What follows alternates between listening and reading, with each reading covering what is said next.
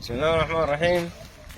من أمام الهيئة القومية للإذاعة والتلفزيون لأم درمان، نحب نطمن الشعب السوداني إنه قواتكم قوات الدعم السريع الباسلة الآن مسيطرة على إذاعة القومية من هنا أم درمان، إذاعة جمهورية السودان، وهؤلاء الأشاوش بقية 7. الآن نبسط كامل سيطرتنا على الإذاعة ومحيطها، وهذا هي ديدن قوات الدعم السريع منذ يعني هي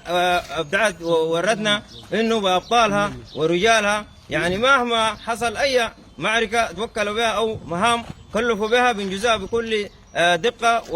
وامانه وبسرعه، والجاهزيه بتاعتنا المعروفه لدى كل الشعب السوداني، واللي بتعرفنا كل الناس بيعرفونا نحن شنو قوات الدعم السريع في السلم وفي الحرب، وما من دعاة الحرب ولا من دعاة الفتنه، ولا بنحب يعني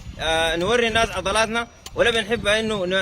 نرهب المواطنين او يعني نعمل لهم ارهاب داخل المدن، الحروب داخل المدن يعني ما نزيهه وما حاجه ما منطقيه، لكن اجبرتنا القوات المسلحه على ذلك، ونحن قادرين ننجز كل مهامنا، اي مهمه يعني واجهتنا قادرين انه ننجزها، ودي حاجه يعني ده ديدنا نحن في قوات الدعم السريع يعني. ومن سعاده القائد محمد حمدان دقل موسى انه ورانا انه زول شجاعه والكرم، ورجل يعني رجل بطل معروف، يعني هو بدير العمليات الآن بنفسه وبيتفقد جنوده في كل المواقع، وهذا ديدن قائدنا إن شاء الله. اليوم 17 الموافق 17/4/2023 من داخل